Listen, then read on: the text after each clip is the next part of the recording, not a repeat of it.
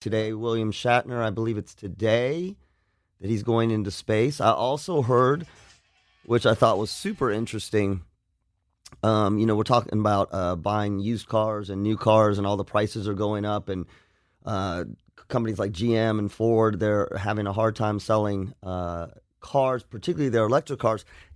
Tesla, the company that everybody smashed on, that everybody said was going to go under 6 times.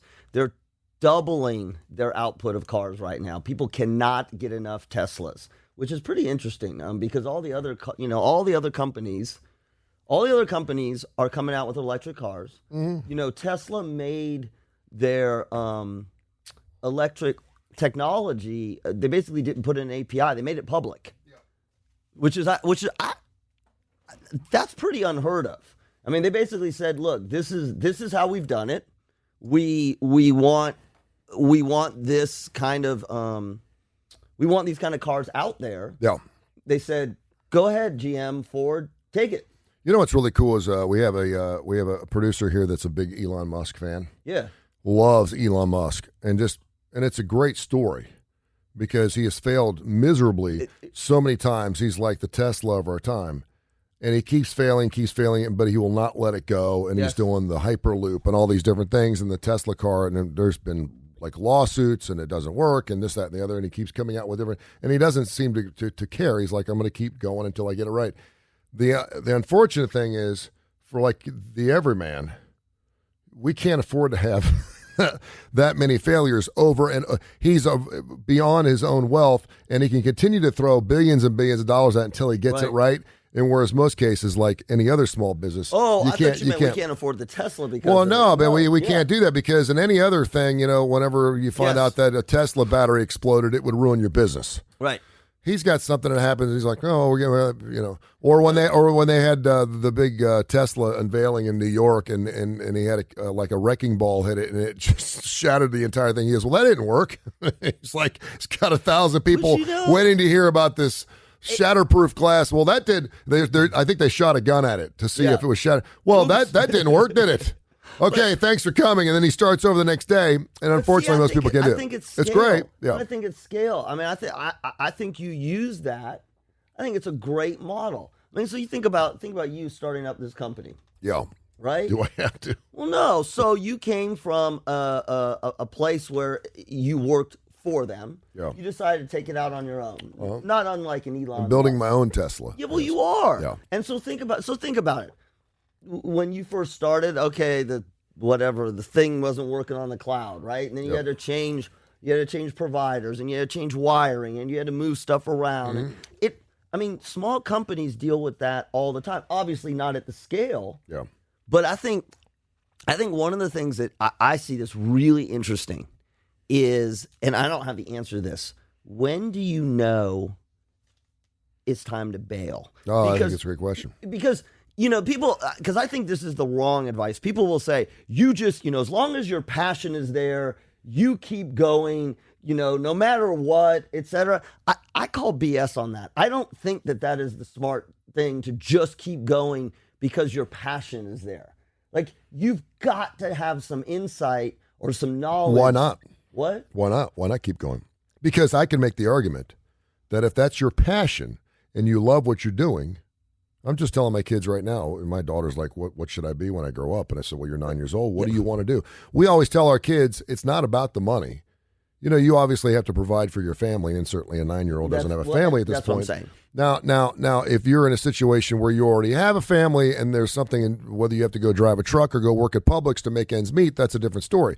But if you're growing up and you're single, no, I totally agree. But my point is if you're passionate and you really believe in it, you take it till you run it into the ground, because that's what you want to do. As long as this is what I'm saying, as long as you can say, I still can live, provide, have enough money. Because I've seen small companies, you're hanging on, right? Because it's your passion, which is great. But if you've mortgaged your house, if you've tripled out your credit cards, and it still isn't working, there does come a point at which you have to make a decision. This is my passion, but my life is crumbling. Well, and that's when you do like Uber did. You get into other business things to fund it, to get it to go. Which is yes. Yeah, you don't give it up. You don't hang it up. You may shelf it a little bit. Yeah, yeah. Okay. Because in a lot of ways, no, we got this brand new coffee shop that just opened up down the street. And what people don't realize is Starbucks has been around for 50 years. Everyone thinks of Starbucks as this relatively new thing that came out 10 years ago. It's been around since 1971. It went like this, and the guys who started it went under. That's the one thing about, the Men Who Made America, the series on the History Channel. No, I love when it. you talk about the Carnegies and the Rockefellers, and listen, the Vanderbilts, Colonel Sanders, man, every one of them did exactly what you're saying. Every single one of them got down to their last $50. But those are the ones you hear about. And this is why That's true. This is why I advise people all the time. Know what your thresholds are. Know what your limits are. And you bring up a good point, and I think it's an important one. If you have a passion for something and it's not working, but you can supplement your income to put food on the table, to pay for your bills, and you can do something else that brings. If you really money. believe in something, you will do whatever it takes to see it to fruition. Well, yeah, but that makes the assumption that, particularly if it's a business, that makes the assumption that people want it.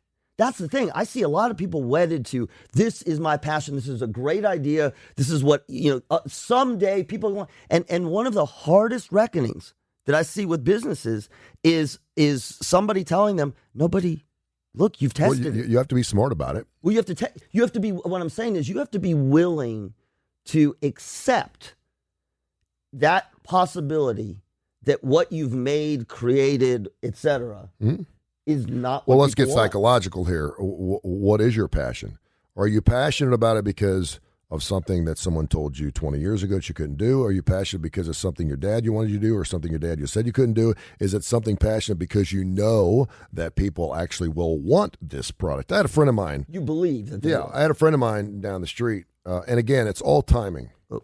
It's all timing. We see television shows all the time, the Brady Bunch, WKRP in Cincinnati, when they came out originally, flopped. Nothing. And then 3 or 4 years later, for whatever reason, the culture, the time was right. It's all timing. It's a big timing thing for me.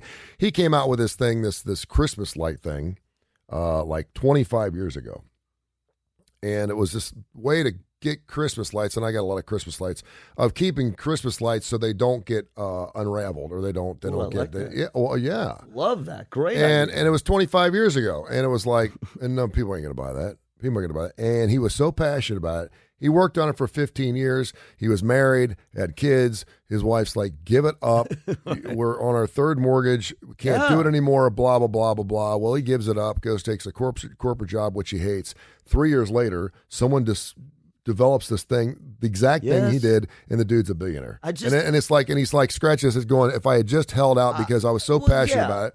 Then he broke his marriage up and everything else. But he did, because he was pissed off at her that she didn't believe in his dream. That's the thing. Let's not play the fantasy game of what you see on the what is it? The Men Who Broke America? The people who broke, what is it? Yeah, the Men Who Made America. The men who made America. I mean, I think one of the things you have to decide in your life is what are your priorities? Seriously, what are your priorities? Are you going to go all in on whatever this business idea is? Triple mortgage your house, run your credit cards up. Yeah. Okay, I get that. But then think about the next level. I've seen this. Your marriage starts going. Your kids don't want to talk to you. Yeah. And so what do you? My question is, and I'm not passing judgment on you, but it's what you said.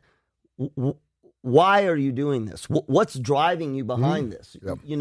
And I think it's a false belief to just say, I'm passionate about it and I believe that it's going to work. That's not enough. I think you have to have that, but you got to have the reality. We've done this with this company, right? We've done this is what we believe is going to work. Yeah. Okay, that didn't work. Yeah. How about this? How about this? And I think what people do is they get super dug in and they watch shows like that. Yeah. Well, if Colonel Sanders can do it, it wouldn't be an interesting show. What is it again? The Men Who Made America. Did you see a show? The Men Who Choked and the Men Who Choked and Failed. My point is you're always going to have detractors. You're always going to have people go, "What are you doing?" Yes. That's never going to work. And they may be doing that because they don't want to see you succeed, because maybe they're envious of your idea. Or maybe they're and they want to realists. take it, or You need they're to have realists. people around you that say that. You do, and you need to, from a business standpoint, listen to that. Yes. But also, again, I would say if you really believe in what you're doing, you've done your homework, There you and go. there's a spot for it. I mean, when we started this company 2.5 years ago, we knew we were before the curve. Absolutely. And we had several people come in here and go, because when you say internet radio, it's like, internet radio, there's thousands of those. Well, there's not internet radio how we're doing it. That's right. Because we're live, we fly without a net, we're a 24-hour radio station, and it's beyond a radio station, and you'll see that in the next couple of weeks when we have all this unique programming we're going to be doing with Dark Side of the Pooch and the Billy Gibbons Show and all these things. And so sometimes it just takes time, and then you talk about an influx of money and whether you can throw money at it and make it work, and Right. that's not always the way to go too. So it's a lot of spaghetti throwing. It is. But but I know we're doing the business segment. Yeah. But you've got markers of success here, Yeah.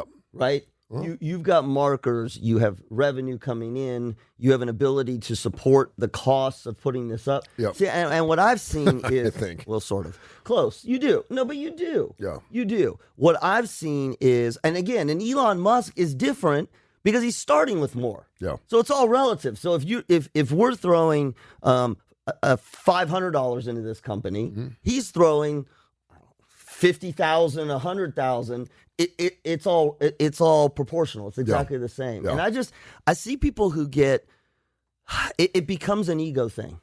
It becomes Yeah, an I ego can see thing, that, yeah. and that's fine. But I've watched business people take their lives down, not even just starting your own business. Go the other way. You're working in a corporation. It's my passion to rise to the top, right? We talked about this yesterday. What are you willing to do to the rise to the top? Are you willing to compromise your morals? Are you willing to compromise your family? Are you willing to be miserable in all other aspects of your life? Yeah. And if so, that's great. I mean, that's okay. Passion and motivation is a wonderful word. It's awesome. You need it. But I feel like it's also an excuse sometimes for doing stupid things. Yeah. It's the band. Yeah. It's the band. There's It's the rock band, right? That, we're Yeah. gonna make it. We're gonna make it. Okay, you got nothing. You're living on this. Well, we're gonna make it. But every band's been there. Well, Every band's lived out of a van. Yeah, but smart pivot. So let me give you an example of a smart pivot. And our producer friend from Muscle Shoals, Dave Hammond, made a good point, right? Everyone who starts a rock band, they want to be up here, they want to be headliners, right? And what Dave was saying was, you can have a living and not go that route. Sure. Right? You can do it yourself. Yep. I've seen, I told you this, I've seen many, in fact, Dr. Joe, one of our friends, is a great example. I've seen many a person who live and die for their music, but realized, okay, I tried it, it wasn't going to work. And I've seen this in my career. They went into academics Yeah. because they were smart. Yeah. They got themselves jobs that were super flexible. And Joe will tell you, a buddy of mine, Tim Elliott, will tell you, I took this job because it was interesting and I'm smart, Yeah. but it's mostly so I could play night gigs. Yeah. No, I mean, you look at a band like the Velcro Pygmies. They're all business guys, and they're still playing the side. I don't know if they actually wanted to make it as a band because they're all married and have kids, and maybe it's just a side gig, but they still get after it and they still charge a lot to play gigs. Because but yeah, it's interesting. I love when someone is so passionate about something and they won't give it up. And again, as long as you have to live, right? And again, every situation is different. Do you have kids? Are you single? Are you 50 and single? Are you 35 and single? Yes. Do you have anything to provide for yourself?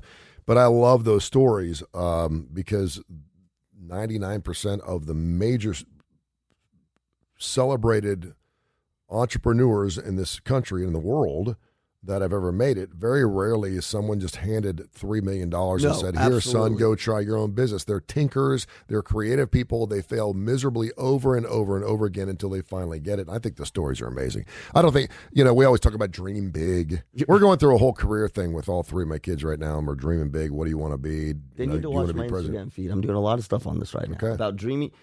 I call it dream big, live small. Yeah. I mean, dream big, live small. Go as big as you want to dream. Yeah. But have a small plan for getting there. You got to believe it's going to happen, or else it'll never happen. Yes, You totally got agree to with you. believe you have a shot. But yes, You know what I mean? But then you have to. And that's the whole, with Kamala. I mean, Kamala Harris. Anybody who's ever, Bubba Wallace, anyone who's ever broken those planes in unprecedented situations, the first in history to do this, you look at those things, and what happens? Everyone starts coming out. I never knew that I had a possibility. I never thought I could be that guy. Or I think if he can do it, I can do it. And those are great stories. So what they're saying about right now with you, Tony Curry. I never thought I could start. Well, that's why Dunaway Brown LT did it. Yeah. The next round. Yes. They saw that we were successful. Yep. And they're like, well, if Tony Curry can do it, that's schmuck. No. No. Well, I mean, that's I'm kidding, but I mean, they knew what we were doing, and they saw our business plan. They're like, okay, this is viable. It's viable. So it's good. We're just a little smaller than they are. That's our business segment. We are like NPR. That was our business segment. Yeah.